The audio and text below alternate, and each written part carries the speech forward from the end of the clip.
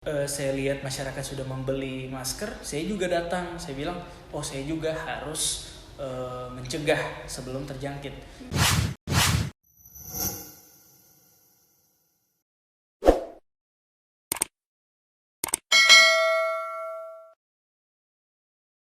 Ketika saya keluar dari apartemen, saya lihat masyarakat sudah mulai aware terhadap wabah ini, kemudian menggunakan masker untuk keluar dari rumah. Kemudian karena saya juga aware terhadap virus ini, saya pergi ke apotek dan ternyata mereka juga sedang antri masker. Walaupun ternyata kejadiannya juga cukup sama dengan Indonesia, cukup mirip, yaitu mereka juga memahalkan harga masker. Tapi ya mau tidak mau, karena memang ada wabah ini, jadi harus terlindung dari virus. Memang banyak yang bilang menggunakan masker ini hanya untuk orang-orang yang sakit. Iya. Akan tetapi saya sempat bicara dengan teman saya dan katanya begini, kalau misalnya nanti kita sakit, kita tidak minta-minta, Iya. cuma seandainya kita yang sakit, kita tidak mau menyebarkan ini ke orang lain. Jadi mereka lebih memilih ya sudah kita pakai masker daripada orang lain terjangkit gitu. Dan juga yang paling saya perhatikan di sana social distancing sudah dilakukan. Jadi mohon maaf, video ini diambil memang sudah diberitahu soal social distancing, dan untuk membuat video ini memang kami hanya melakukan syuting tidak lebih dari 3 orang, dan di sini hanya yang berdua dan juga kamera. Iya Kak, saya juga ingin bertanya, sebagai mahasiswa yang Indonesia yang tinggal di sana Kak, apa sih kesusahan yang dialami saat wabah ini terjadi? Mulai dari makanan atau komunikasi, itu bagaimana Kak? Oh iya. Jadi kesulitan yang dihadapi oleh mahasiswa Indonesia yang ada di Cina pada saat COVID-19 itu menyebar, yang pertama yang harus kita ketahui, pada saat virus ini outbreak itu tapi diikuti dengan Imlek tanggal 25 Januari. Sementara yang kita ketahui Imlek itu suasananya kayak lebaran di sini kan. Jadi memang kalau ditanya sepi atau tidak, sepi. Masyarakat di sana karena memang lagi Imlek, jadi mereka pulang kampung. Jadi tidak, kalau lihat tempat-tempat makan di sana rata-rata untuk tempat-tempat jajanan tutup. Tapi untuk warung-warung makan itu masih ada. Bukan warung makan, warung-warung untuk pusat perbelanjaan itu masih buka. Tapi mereka membatasi waktu untuk membuka pusat perbelanjaan. Supaya apa? Virus tidak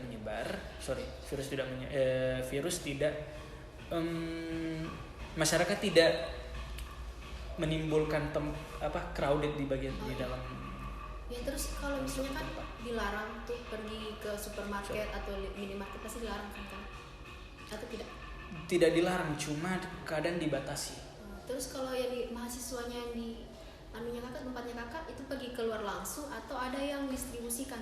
Keluar langsung.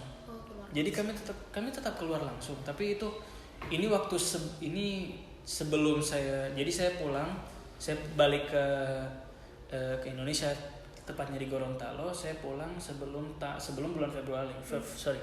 Sebelum bulan Februari. Itu tanggal 30 saya sudah di sini. Nah, virus outbreak tanggal 21, jangka waktu antara tanggal 21 sampai tanggal 30 itu masih ada orang-orang yang keluar rumah. Masih ada yang keluar rumah, kami juga masih tetap keluar untuk mencari makan. Tapi untuk pasar-pasar tradisional itu memang sudah ditutup. Kalau misalnya mau cari makan, biasanya mereka cari yang instan yang sudah terbungkus rapih. Gitu. Kalau dari pemerintah Indonesia sendiri, apa yang diberikan untuk kalian Kak, untuk mahasiswa Indonesia yang ada di sana Kak? Dari KBRI sendiri menghimbau ke mahasiswa-mahasiswa Indonesia yang berkuliah di Cina untuk segera balik, untuk segera kembali ke Indonesia, supaya takutnya mereka di sana dalam posisi yang tidak aman, kemudian malah terjangkit. Tapi bagi yang ingin stay di sana, pemerintah dari KBRI sudah mensubsidi, sudah memberikan bantuan berupa masker. Dan kalau saya tidak ingat di salah satu daerah, mungkin itu di Wuhan atau di Hubei, KBRI sempat datang ke satu daerah, kemudian memberikan beberapa konsumsi untuk masyarakat Indonesia atau mahasiswa Indonesia yang ada di sana. Jadi berupa logistik dan lain-lain, mereka sempat dibantu soal. Terus Kak, ada kan yang pemulangan terakhir kali yang ke Indonesia. Oh iya. Nah, itu kenapa bisa terlambat dipulangkan, atau mereka memang yang ingin stay di sana sampai nggak tahu kapan, jadi mereka terpaksa harus dipulangkan pada saat itu? Kalau yang Kak tahu bagaimana? Yang saya ketahui, katanya kan waktu itu mereka itu ingin pulang.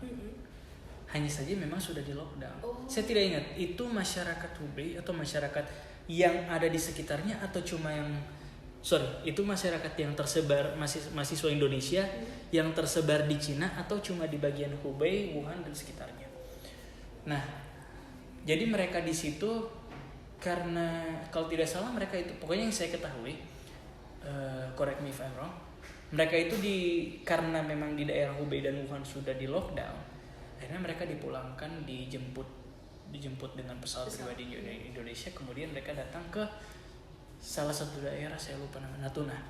Dan ini juga saya sangat mengapresiasi pemerintah karena sudah membantu mahasiswa yang pulang, kemudian mereka melakukan kegiatan di Natuna itu, karena kegiatan yang mereka lakukan itu bisa mematikan virus-virus yang ada di sana, dan WHO sudah mengakui itu.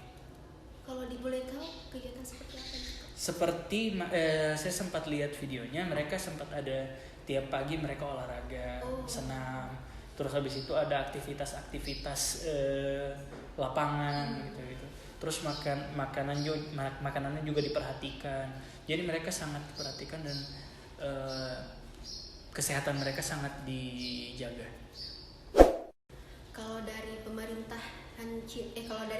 Cinanya Kak, apa sih tindakan yang dilakukan oleh pemerintah di sana untuk mencegah virus corona yang tersebar di Cina?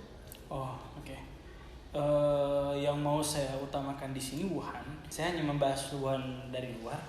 Jadi pada saat virus itu outbreak, saya lupa itu tanggal 21 kan. Sebelum saya balik dari Beijing, saya dapat info kalau sebelum 1 minggu virus itu outbreak, Wuhan sudah melockdown.